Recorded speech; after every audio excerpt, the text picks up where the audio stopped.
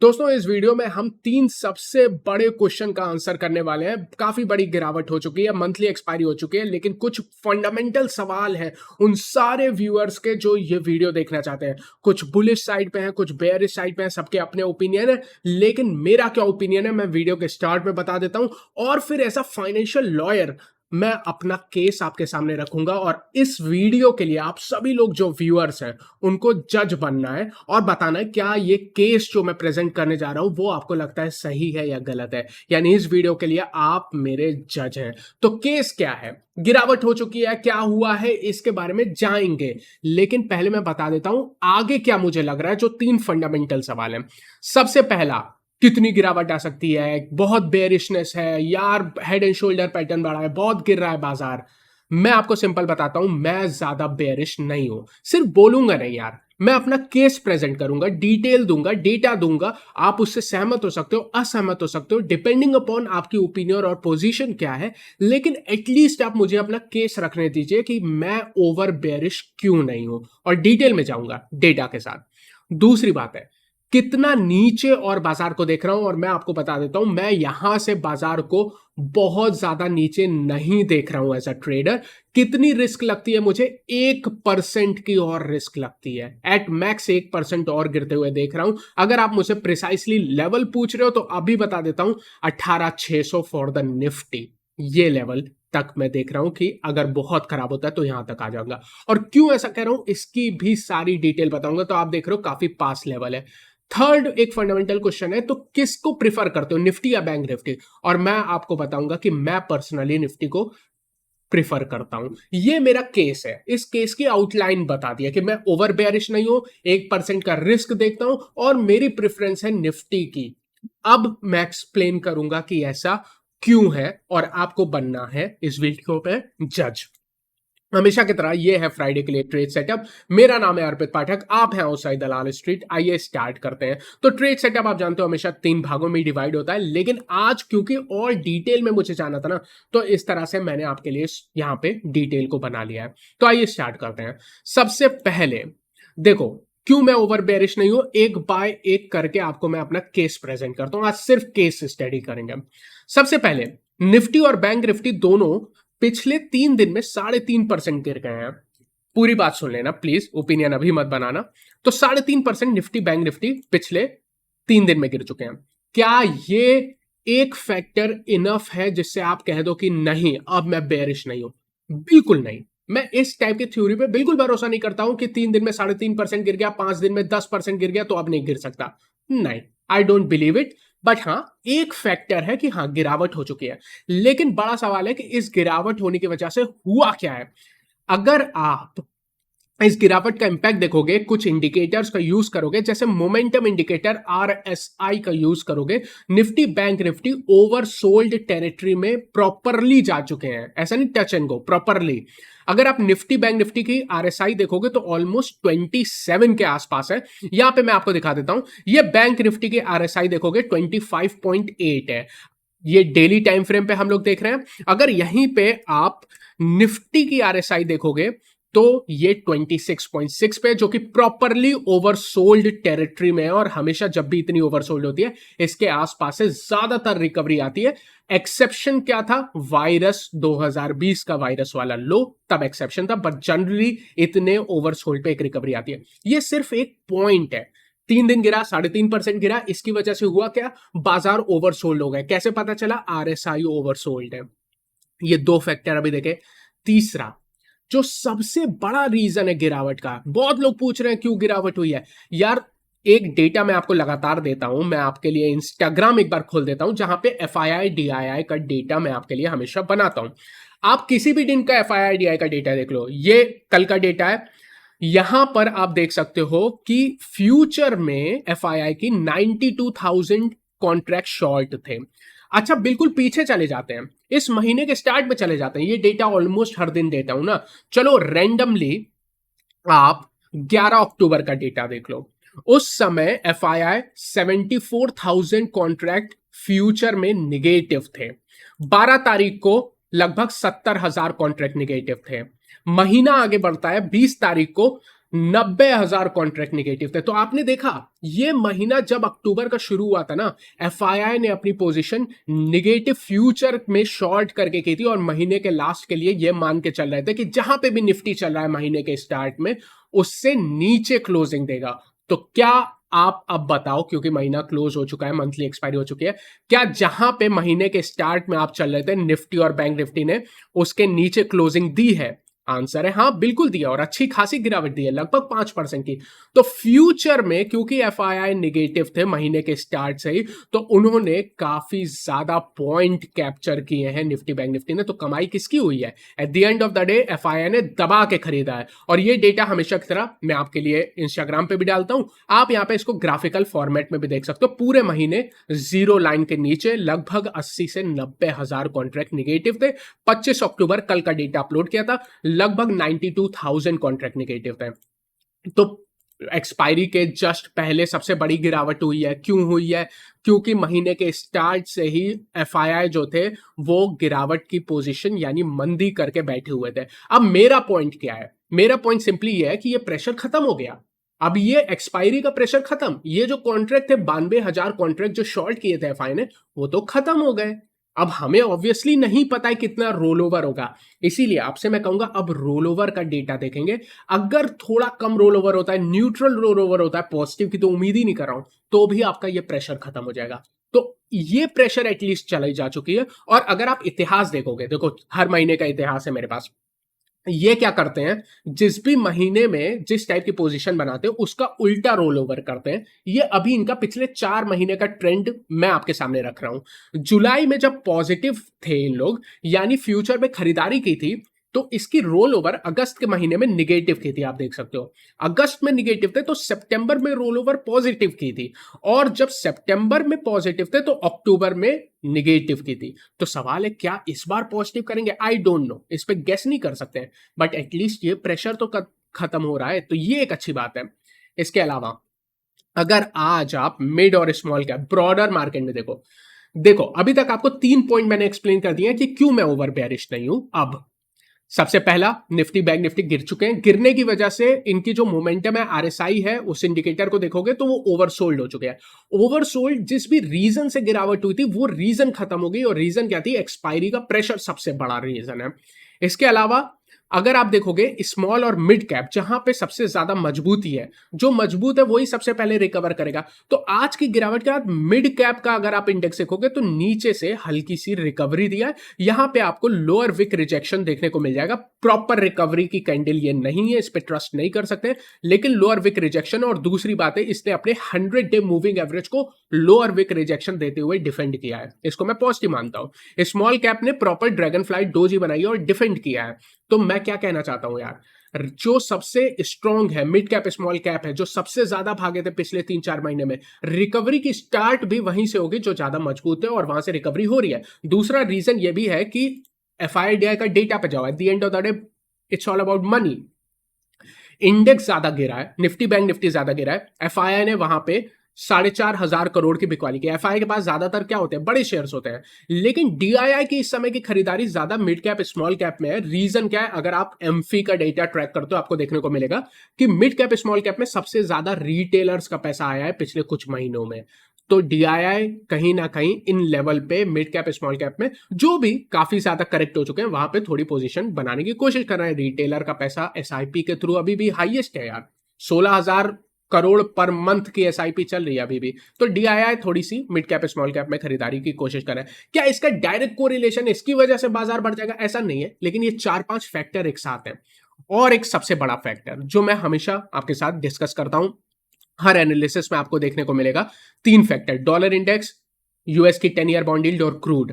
इनमें से पिछले अगर एक हफ्ते का आपने देखा था, मैंने बोला था इन सब में सबसे इंपॉर्टेंट यूएस की 10 ईयर बॉन्ड यील्ड है, जो कि लगभग 4.95 पे आ चुकी है। यहां पे ग्राफ आपके सामने खोल देता हूं, 4.97 पे आ चुकी है, ऑलमोस्ट अपने हाईएस्ट लेवल पे। अब इसके बारे में एक चीज बता देता हूं, 5 का लेवल या 5% का जो लेवल है ना, वो आपके लिए सबसे बड़ी रेजिस्टेंस है।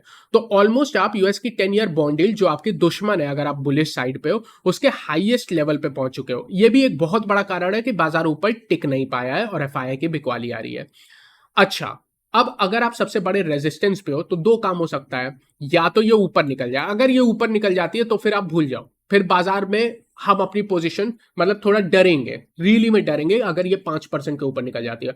और डरने का कारण ये है कि सबसे पहले आपको इसको एक्सप्लेन किया कि क्यों ये आपकी दुश्मन है, बट सिंपल शब्दों में अगर आप बोलो ये आपकी बहुत बड़ी दुश्मन है, आप नहीं चाहते हो कि ये बहुत ज्यादा ऊपर जाए। अब मैं आपको बता दूं 5% के आसपास ट्रैक कर रही है, ये पिछले 16 से 17 सालों का हाईएस्ट लेवल है। 16-17 सालों का हाईएस्ट लेवल। जब इतनी ऊपर बॉन्ड यील्ड आई थी लास्ट टाइम, तो 2008 वाली क्राइसिस हो गई थी, मार्केट क्रैश हो गई थी। तो आप बिल्कुल नहीं चाहोगे कि 5% के ऊपर जाए, तो अगर इसके ऊपर जाती है तो आप फिर बिल्कुल थोड़ा सा सावधान हो जाओ, पीछे हट जाओ as a trader, relax. But इतना आसान नहीं है एक बार में ब्रेक करना। 5% बड़ी रेजिस्टेंस है, कोई भी सेंट्रल बैंक नहीं चाहेगी कि 5% के ऊपर यील्ड चली जाए।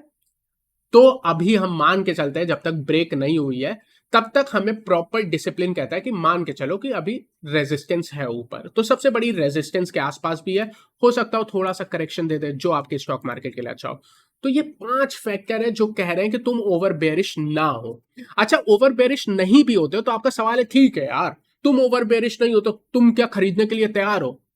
तुम कब खरीदने के लिए तैयार हो? क्या अभी खरीदने के लिए तैयार हो? मैं कहा नहीं, अभी तो थोड़ा डर लग रहा है, लेकिन अगर 1% नीचे आ जाता है तो मैं बिल्कुल तैयार रहूंगा अपना पैसा डालने के लिए। लेकिन सवाल है क्यों? अब आपका सवाल आना चाहिए क्यों? मैं तो अपने केस लड़ रहा हूं ना, तो आप पूछो क्यों, ऐसा क्या है 18,600 में कि तुम यहां पे बड़े कॉन्फिडेंट हो? देखो, अगर आप मुझसे प्रॉपरली पूछो, निफ्टी में 18,800 18,600 ये 200 पॉइंट की सपोर्ट है। 18,800 काफी मजबूत है, लेकिन जैसे रेटिंग दी जाती है ना, मूवी में देखते हो ना रेटिंग दी जाती है, तो अगर आपको इसकी स्ट्रेंथ की रेटिंग दूं तो 18,800 को मैं 3 स्टार की रेटिंग दूंगा कि ये इतनी मजबूत सपोर्ट है। लेकिन 18,600 पूछोगे तो मैं कहूंगा ये 5 स्टार का सपोर्ट है, सबसे मजबूत सपोर्ट है। ओवरऑल आप कह सकते हो 18,800 से 18,600 पूरी 200 पॉइंट की सपोर्ट है, लेकिन 18,600 तो 5 स्टार सपोर्ट है, ये समझो। तो आप कहोगे क्यों बॉस, ऐसा क्या है 18,600 में? अब 18,600 की इंपॉर्टेंस बताने जा रहा हूं मैं आपको। देखो, 18,600 जो लगभग आपका यहां से 1% के आसपास और नीचे है, वहां पे सबसे पहले प्राइस एक्शन में देखोगे ना, तो वहां पे सपोर्ट लिया है। आप देखोगे लगभग 18 अक्टूबर 2021 को जो टॉप बनाई थी वो 18,600 के आसपास है, तो अब ये आपकी काफी इंपॉर्टेंट सपोर्ट काम करेगी। क्या ये इनफ है इसलिए मैं इसको इतना स्ट्रॉन्ग कह रहा हूं? बिल्कुल नहीं। यहां पे अगर आप देखोगे तो ब्लैक लाइन आपको दिख रही है, ये ब्लैक लाइन क्या है? ये 200 डे मूविंग एवरेज है जो निफ्टी के 18,600 पे आती है। आप कहोगे ओके, और 200 डे मूविंग एवरेज की इंपॉर्टेंस आप खुद जानते हो। सिर्फ इतना ही नहीं, वीकली टाइम फ्रेम पे आओ, डेफिनेटली निगेटिव फॉर्मेशन हो रहा है, लेकिन यहां पे अगर आप अगेन देखोगे तो एक ब्लूइश लाइन है जो 18,600 के आसपास है। ये क्या है? ये 50 डे वीकली मूविंग एवरेज है। तो आप देख रहे हो ना कितने स्ट्रॉन्ग मजबूत प्राइस सेक्शन का सपोर्ट है 18,600 पे, इसीलिए कह रहा हूं कि ये 5 स्टार का सपोर्ट है। 18,800 भी सपोर्ट है, यहां पे जो गैप बना के भागी थी निफ्टी, बिल्कुल 18,800 से इसने ब्रेकआउट दिया था, उसके बाद आप जहां तक पहुंचे थे, टॉप तक पहुंचे थे, बेसिकली गैप फिल हो चुकी है 18,800 पे। तो इसीलिए कह रहा हूं 18,800 स्ट्रॉन्ग सपोर्ट है, लेकिन सबसे स्ट्रॉन्ग सपोर्ट 18,600 है। ये इतने मजबूत सपोर्ट के पास तो मैं बेचने के बिल्कुल तैयार नहीं हूं, स्पेशली 18,600 के आसपास बिल्कुल भी नहीं बेचूंगा मैं, क्योंकि बहुत मजबूत सपोर्ट है ये।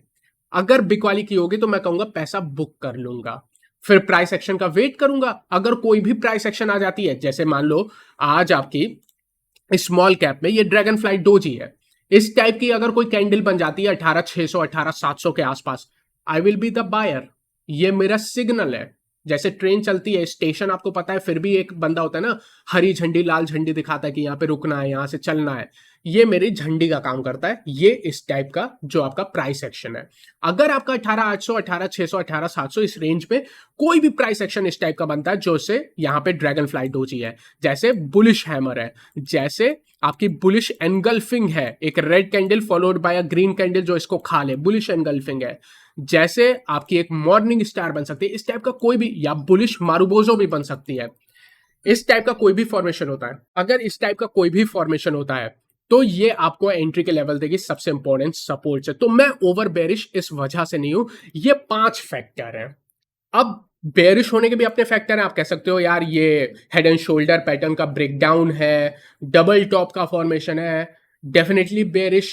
मारूबोजो बन रही है, सारी रेड कैंडल्स बन रही है लगातार, तो प्राइस एक्शन कह रही है। Yes yes, I am not saying आप खरीदो, मैं ये कह सकता हूं लेकिन कॉन्फिडेंटली कि यार 18,600 18,700 के आसपास ना बेचने के लेवल तो नहीं है, वरना आपके ट्रैप होने की संभावनाएं बहुत ज्यादा है। इनफैक्ट मैं इसको थोड़ा पुश करके ऊपर भी ला सकता हूं, क्योंकि मंथली एक्सपायरी खत्म हो चुकी है।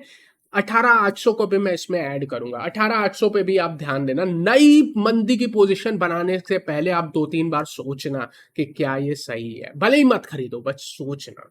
और मेरे पॉइंट्स यही है, इसलिए मैं नहीं करने जा रहा हूं, क्योंकि बहुत मजबूत सपोर्ट पास में है। मोमेंटम इंडिकेटर कह रहे गिर चुके हैं, पिछले 3 दिन में बड़ी गिरावट हो चुकी है। एक्सपायरी का प्रेशर जिसकी वजह से गिरे थे गिर चुके हैं। 10 ईयर बॉन्ड यील्ड अपने टॉप रेजिस्टेंस के आसपास है। ब्रेकआउट हो गया तो समस्या है, नहीं हुआ अगर रिवर्सल आ गया तो एक बार जंप आ सकती है। इसलिए मैं ओवर बेरिश नहीं हूं। ये था मेरा केस। उम्मीद करता हूं कि इसमें आपको कुछ लॉजिक देखने मिला हो।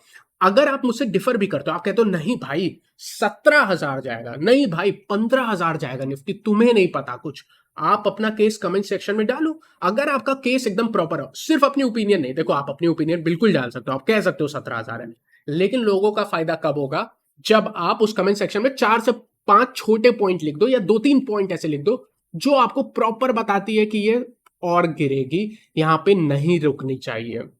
मेरा पॉइंट ये है कि एक बार ये 18,600 के आसपास रुकनी चाहिए। अब ये सारी बातों के बाद मैं निफ्टी में तो देखो कॉन्फिडेंस आपको नजर आ रहा होगा 18,600 पे, लेकिन बैंक निफ्टी में वो कॉन्फिडेंस मेरे अंदर अभी भी नहीं है। रीजन क्या है? अगर आप बैंक निफ्टी पे जाओगे ना, बैंक निफ्टी का देखो स्ट्रक्चर दोनों के ही बुरे हैं, कोई उसमें डाउट नहीं है, स्ट्रक्चर बुरा है, खराब है। मैं बस ये कह रहा हूं नीचे से सपोर्ट लेने की संभावनाएं बहुत ज्यादा है, तो नई मंदी की पोजीशन इन लेवल से बनाने के बाद पहले आप 2-3 बार अपने आप से सवाल कर लें।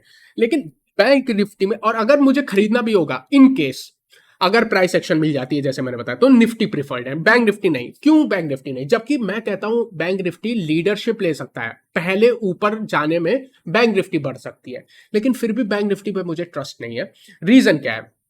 बैंक निफ्टी के नीचे सपोर्ट बता देता हूं, 42,000 से 41,800। अगर आप जूम आउट करोगे, वायरस वाली लो को ज्वाइन करोगे आपकी जून 2022 की लो से, तो आपको एक ट्रेंड लाइन देखने को मिलेगी जो यहां पे ब्लू लाइन से मैं दर्शा रहा हूं। इसकी सपोर्ट निकल के आती है 42,000 के आसपास, और उसके 200 पॉइंट नीचे एक प्राइस एक्शन की सपोर्ट है। अगेन जैसे निफ्टी में टॉप बनाई थी वैसे ही बैंक निफ्टी में टॉप बनी है।